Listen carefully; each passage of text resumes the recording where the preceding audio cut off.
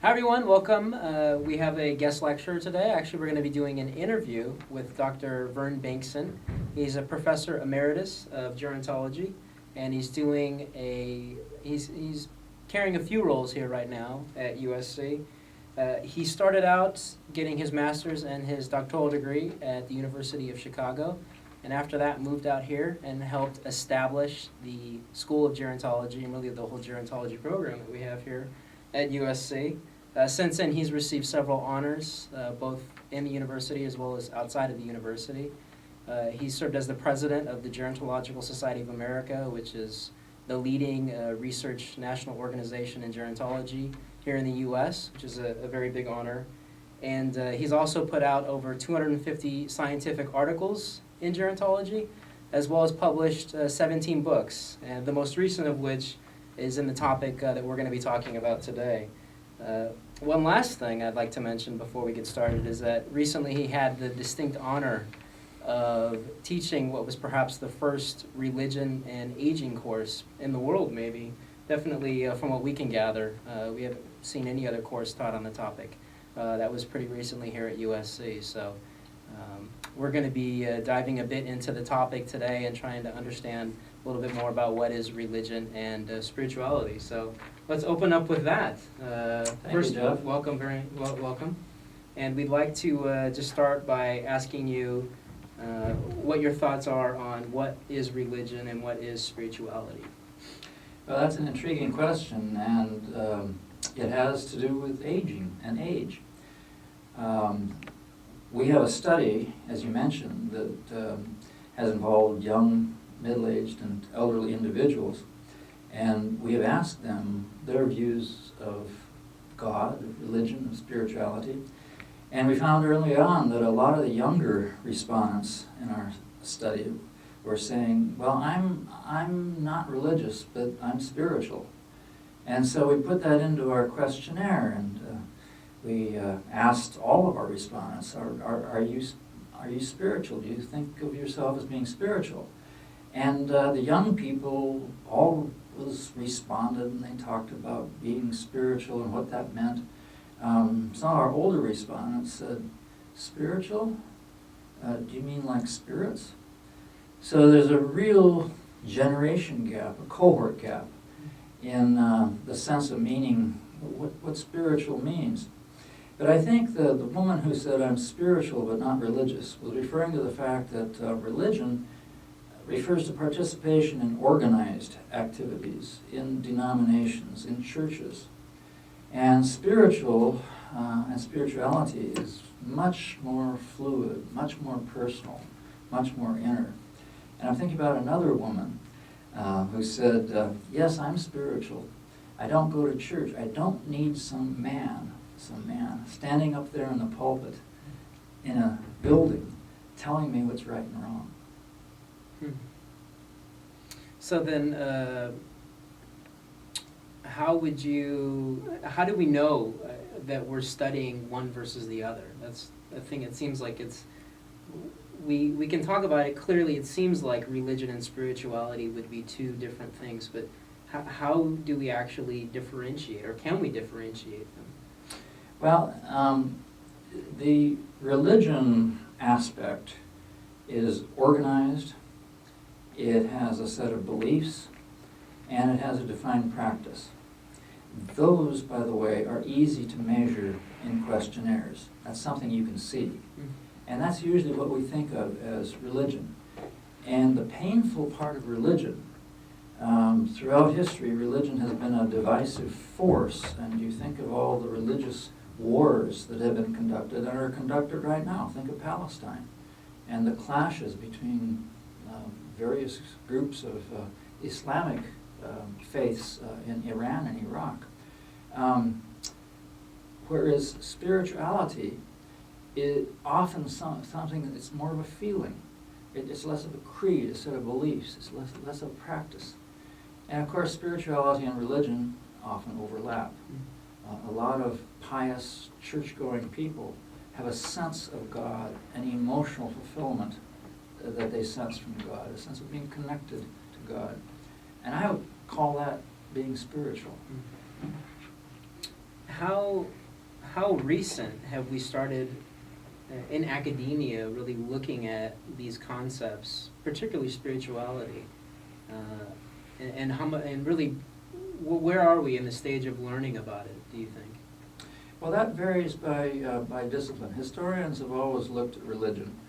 Sociologists have less often looked at religion, which is curious because religion is one of the basic elements of social organization throughout history. Gerontologists have almost never looked at religion. I find that really curious. But religion is very hard to research because it is so subjective, except for the outward forms of religion where you can count how many times you attend church. You can count whether or not a person is affiliated with a religious organization or not. And you might be able to ask them, how religious are you? Very religious, not very religious.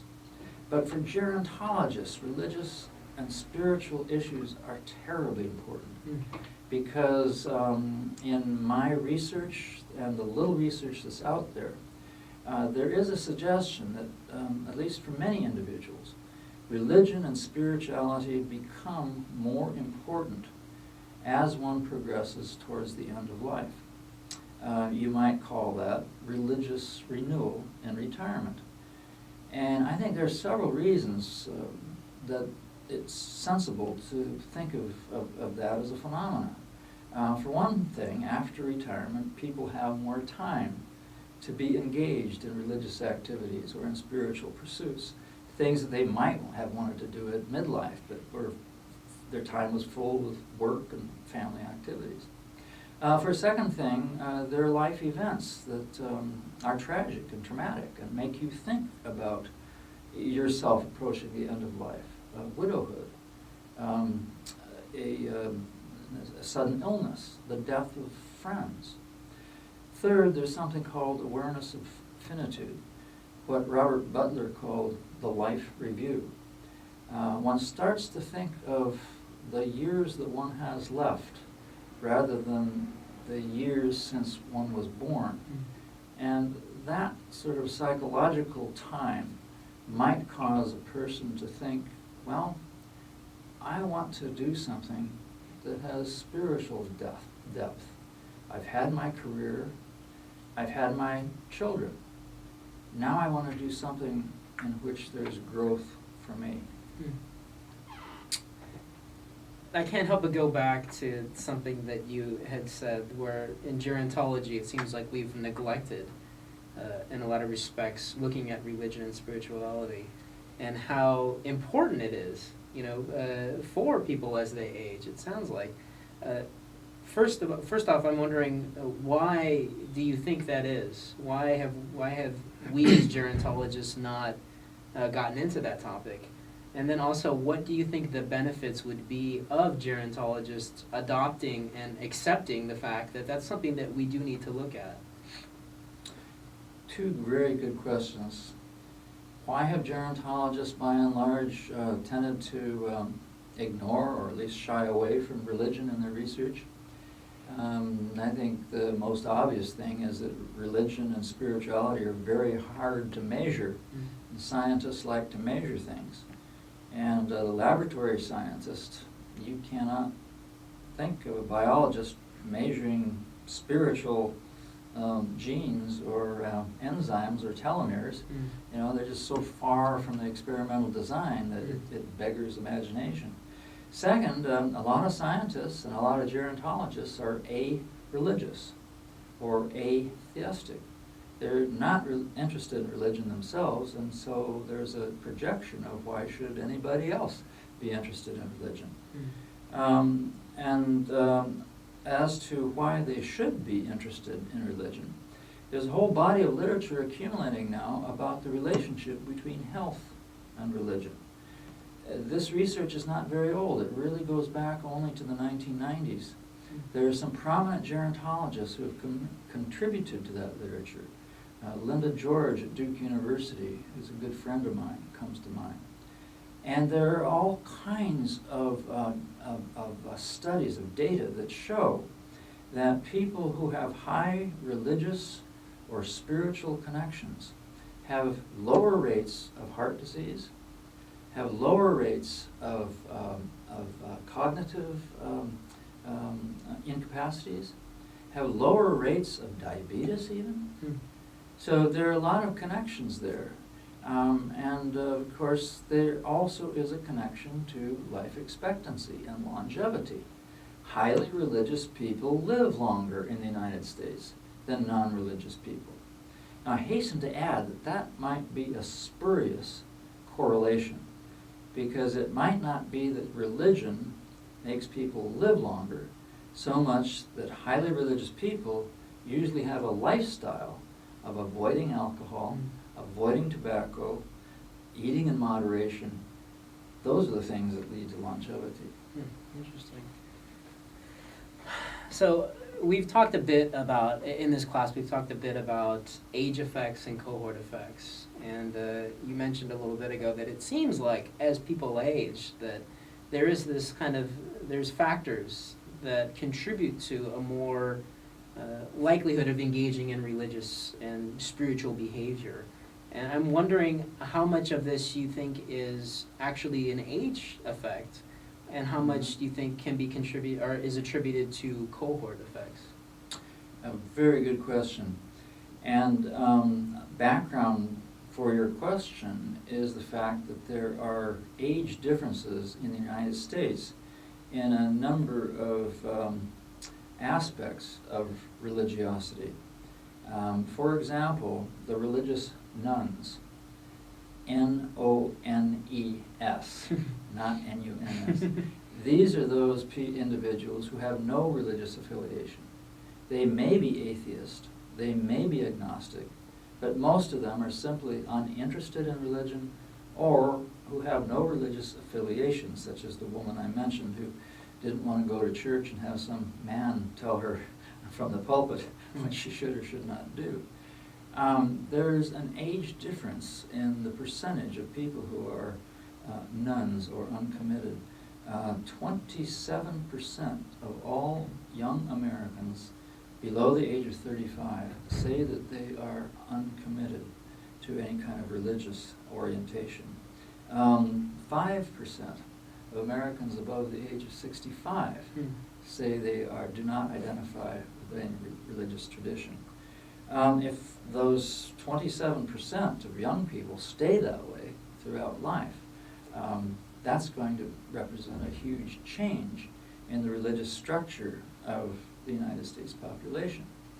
Now, it may be that there is an aging effect such that those people will come back to church, the young people, and we see that there's a life cycle effect of religion. A lot of young Catholics, for example, fall away from the church in high school, in college, and then they get married, and they want to get married in the church. The priest said, "You've got to come back." Maybe they do, maybe they don't. Then they have a child. They want their child to be baptized in the church. The priest says, "You've got to come back." Maybe they do, maybe they don't. The kid gets confirmed. The priest says, "You've got to come back." And they usually do because they want their kid to have some kind of religious instruction. So, they're staunch church members. They're pillars of the church. There are 4 or 5 kids are involved. Then the kids themselves grow up, go to college. Church attendance decreases. And then, retirement. As we said, there's often an increase in religiosity. So we have to be careful about taking one point in time as our measure of religiosity and age. It's a dynamic, fluid thing. Just as church membership over time in the United States is dynamic. Right now, in 2012, we're at a low point. There's a low amount of church attendance and church affiliation that has been going on since the 1990s. As the evangelical church has risen, mainstream participation has lowered, and the amount of nuns have risen. Some scholars interpret the fact that the non-religious have been turned off by the political attributes of conservatives and the coexistence, the increasing marriage of evangelical religion and the political right, and its stance against abortion, against homosexuality, against global warming, against evolution. There's a pendulum in American religious history, and chances are the pendulum will swing back again. So one of the things that is so wonderful about gerontology is that you get to study all these things. You get to study the cycle of life. You get to study the ebb and flow of history. You get to study the cohort differences as they pass through time. And that's why I think that gerontology is the most interesting field of study in the whole university. And I'm glad to be a gerontologist. Nice, good spokesman then, yes. Well, I can't help but think about the baby boomers. We've also talked a bit about the baby boomers in our class and the effect that they're going to have. Because from the example that you gave a little bit earlier, you mentioned those perhaps under 35 and then those that were over 65. And then that group that's in the middle, I would say, could significantly, it's a big group. Those are the baby boomers, essentially. And I'm wondering, is there anything out there that shows us what it may look like once these baby boomers start reaching their retirement years? How that would change? Or do you think that they may perhaps become more religious and spiritual? There were two groups of baby boomers. The first group were the radical rebels. Those are the ones we think of when we look back to the 1960s and we think about the anti-war demonstrations, we think about the peace and freedom movements, we think about the hippies, we think about the increased use of drugs. But they were the minority of baby boomers. The vast majority did not rebel, did not use drugs. They were the silent part of the baby boom. A portion of those are now the Tea Party. They have become activists of the right, just as the baby boomer radicals were activists of the left. So when we talk about baby boomers, we have to remember that it's a very wide group. But there's a very interesting piece of data that's coming out of our study of 4 generations. We started the study in 1970, and our latest data are from 2005. So we followed a group of about almost 3,000 people now for 35 years. Parents, grandparents, great-grandparents, and great-grandchildren.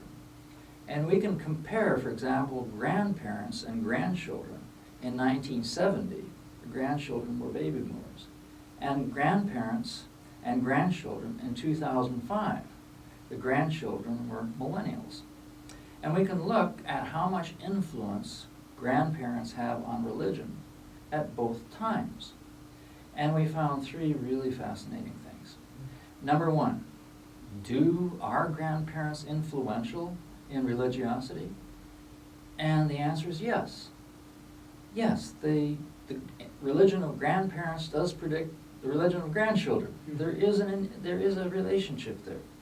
Number 2, how much has that changed between 1970 and 1935? There have been enormous changes in those 35 years. You know, all kinds of cultural shifts in religion and family life and so forth. How much has it changed? It hasn't.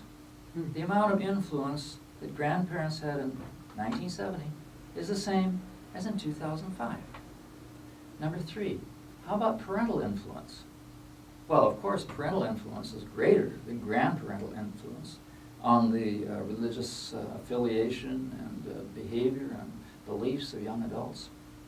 But the religious influence of parents on grandchildren on children in 1970, when the children were baby boomers growing up, was actually less than in 2005 by 50%. 50? 50%. Parents are more influential than they used to be in religion.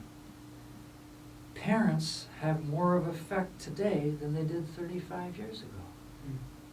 So anybody who says, like politicians do, that the family is in decline are talking nonsense. Last May, Governor Perry of Texas declared a day of fasting and mourning because, as he put it, of the decline of the American family. Governor Perry, you don't have the data to worry about the decline of the American family. And yet, we hear all the time that families are in trouble. Such alarm is not warranted. And I think that we as gerontologists have to point to the fact that families are more resilient than we think they are in American society. And that aging is less of a problem than a lot of people think it is in American society. So you've touched on a bit there, it seems like, what you cover in your book, which is families and faith generations and the transmission of religion. Yes. Being, I believe, those three findings that you just mentioned. I'm wondering, could you maybe go a little bit more into what you looked at and maybe expand a bit on what you got, what you put in that book, what you got from it, that study? Yes, we were looking at the degree to which there is transmission of religion from generation to generation.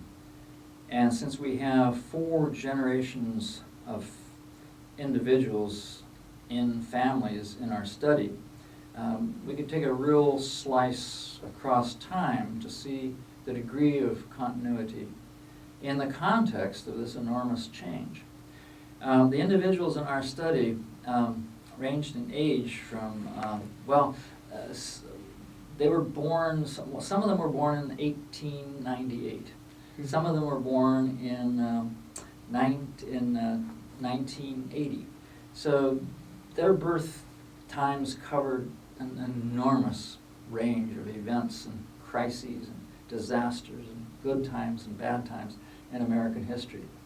And we wanted to see what those effects, those historical effects had on the religiosity of individuals, how the religiosity of those individuals changed over time, and how we could see the context of religion changing in American society over that period.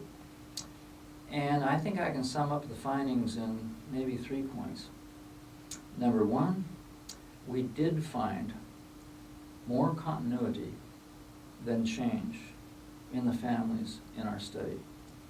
There was intergenerational transmission of religion to a degree that surprised me a lot. And number 2, that intergenerational transmission, as I mentioned, had not changed over the 35 years. The rate had not changed, despite the enormous amount of social and historical changes and trends in American family and increases in the divorce rate. There's just an enormous amount of continuity, of resilience of family traditions and family influence. Divorce, interestingly enough, did not damper to a statistically significant degree the continuity of generations, as we had expected it to. So what are the factors that most promote intergenerational continuity? If you want your kids to be like you, if you as a parent have developed attitudes of what is right and wrong that have worked for you, that have made life good for you, and you want to pass those on, you want your children to learn from your mistakes, what should you do? There are 3 things. Number 1, be a role model for them. Do what you preach. If you find that religion has been a good thing in your life, go to church and don't be a hypocrite. Number 2, allow them freedom. Don't force them to go to church. Don't force your notions on them. Give them the freedom to experiment. And number 3, probably the most important thing, is to be affirming, be warm. Because the parents in our study who are warm and affirming, with whom the children in our study perceived having a close relationship, they were the most powerful influencers of the ideas and orientations of the children in our study. Now, I should point out, though, that I'm talking about 1/3 of the individuals in our sample. 2/3 of the children in our sample were not similar to their parents. And the example there, of course, are the religious nuns whose parents were very religious. Now, how does a very religious parent turn out to have a daughter or a son who is not religious? Well, number 1, by not being a good role model, by being inconsistent, by being a hypocrite. And it's very easy to do that. If you don't practice what you preach, your kid sees it. Number 2, be harsh. Don't be warm. And there are some religions that suggest that you have to, spare the rod and spoil the child. Well, that's a good way not to get your kid to identify with you. And number 3,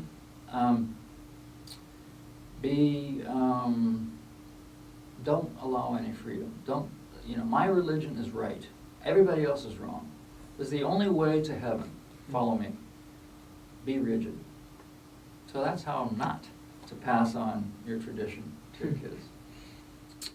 Okay, so as one final question, I'd like to then ask, given what we're learning from all of this, what can we do? What do you think we can do with this information to make the world a better place and to help perhaps generations to come as they get older? Well, I think number 1, we should realize that morality, spirituality are part of the human condition. We're hardwired to have a moral sense, to have spirituality. I don't know if there's a moral gene or not, but it sure is as far back as our Neanderthal ancestors. We see evidence that religion has been an important part of human history. So we've got to recognize that. We've got to admit it. Even if we're not religious ourselves, it plays an important part in our fellow human beings, for good or for ill, because, as I said, a lot of wars in human history have been fought over religious doctrine. Second, as gerontologists in particular, we have to pay attention to the sometimes subtle and sometimes very evident effects of religion and religiosity in people's lives. For some people, especially at the end of life, especially near death, religion becomes supremely important. For some parents raising children, religion and passing on their religious tradition becomes supremely important. For some children struggling to find the meaning of life at the age of 4, 5, 6, 7, religion provides a meaning that they're searching for. We should recognize that and acknowledge it. This is a class on diversity. If there's anything that we learn from the study of religion, it is this: despite being hardwired, maybe genetically disposed for spirituality and for religious and moral impulses, there is so much diversity in religious experience and practice. And if we want to live peaceably among our fellow men, we must not only tolerate that, but rejoice in it, and recognize that God speaks many languages, and individuals in their search for meaning in life have different names for God. So that diversity is one of the things that I find so interesting about religion and about spirituality. And that diversity is something that we as gerontologists, especially people on the practical side of gerontology, have to realize and how and participate in. And yet how few nurses performing duties at the bedside of a dying person are trained, are prepared to ask questions about religion and spirituality and the faith. How few doctors dare get into the religious arena with a dying patient. How few hospital chaplains are equipped if the dying patient is not of their religion. So we've got a lot of work to do to educate people in the helping professions who are dealing with very aged or dying older individuals.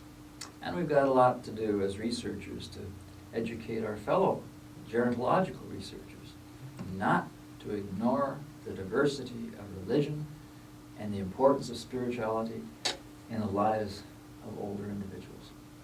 Well said. Well, thank you very much You're for welcome. taking the time to come down here. It's Again- been a pleasure. I can tell why your students love you. Again, this was Dr. Vern Bengston. His book that we discussed is Families and Faith, Generations and the Transmission of Religion. And when a link is available, I'll put one up next to this lecture. So thank you very much for watching.